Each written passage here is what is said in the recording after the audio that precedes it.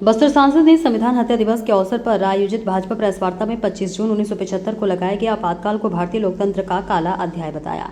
बस्तर संभाग मुख्यालय जगदलपुर में भारतीय जनता पार्टी द्वारा संविधान हत्या दिवस के अवसर पर प्रेस वार्ता आयोजित की गई। इस दौरान 25 जून 1975 को लगाया गया आपातकाल को भारतीय लोकतंत्र का काला अध्याय बताते हुए लोकतांत्रिक मूल्यों और इसके साथ ही संवैधानिक अधिकारों पर चर्चा की गई।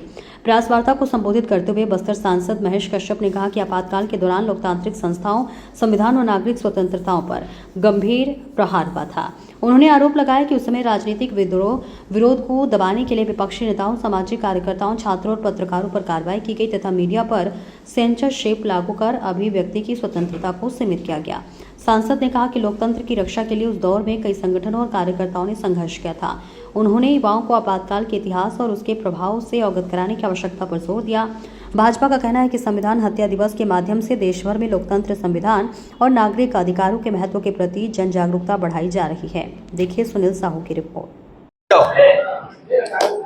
देखिए, स्वतंत्र भारत के काला अध्याय के रूप में पूरे देश के लोग जानते हैं कि आपातकाल में जो तत्कालीन प्रधानमंत्री इंदिरा गांधी जी के द्वारा अपने सत्ता बचाने के लिए माननीय उच्च न्यायालय इलाहाबाद का फैसले के बाद तत्कालीन प्रधानमंत्री को रातों रात आदेश करके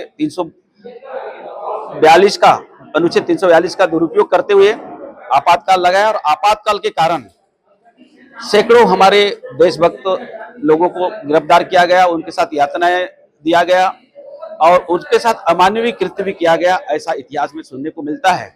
जहां तक कई ऐसे हमारे नेता हैं जिनके माता का देवांश हो गया, स्वर्गवास हो गया, अंतिम सरकार संस्कार में नहीं पहुंच पाए। जैसे हमारे वर्तमान गृह मंत्री, रक्षा मंत्री राजनाथ सिंह जी के साथ भी ऐसा एक प्रकार से अमानवीय घटना हुआ।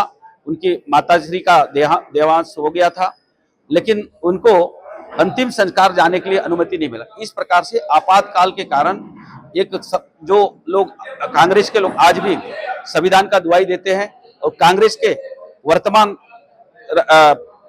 युवा नेता कांग्रेस के राहुल गांधी हर समय पैकेट में संविधान को लेकर घूमते रहते हैं, लेकिन सबसे ज्यादा संविधान को कुचलने वाले, संविधान को अपमान करने वाले, संविधान को बनाने वाले को अपमान करने वाले कांग्रेस के लोग हैं। इसलिए ये काला अध्याय को इस देश के लोग कभी नहीं भूलेंगे और भूलना भी नहीं चाहिए और उसका सजा आज देश के लोगों ने कांग्रेस को दिया, जिसका परिणाम आप सब देख रहे हैं।